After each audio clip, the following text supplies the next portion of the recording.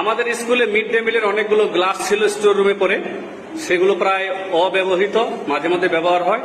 সেগুলো দিয়ে আমরা আজকে ক্লাস 3 প্রিপোজিশন শিখব। এখানে on, in, under, in front, behind, over, between, আর হচ্ছে আরেকটা আছে ইনটু, এগুলো আছে। এগুলো সম্বন্ধে আমরা প্র্যাকটিক্যালি জানবো কোনটা কি হবে। এবার এক এক করে চলে আসি। নাও শুরু করো। কি হলো এটা?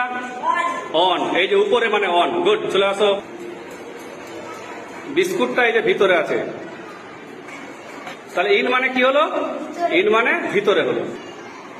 এই যে গ্লাসের নিচে চলে গেল, এটা কি হলো তাহলে? এবার আন্ডার। আন্ডার মানে কি? নিচে। আন্ডার মানে নিচে। গুড। সামনে হলো বিস্কুটটা, কি লেখা আছে তাহলে? In front. ইন ফ্রন্ট মানে কি? সামনে। গুড। ইন ফ্রন্ট মানে সামনে। কোথায় রাখলাম? পিছনে।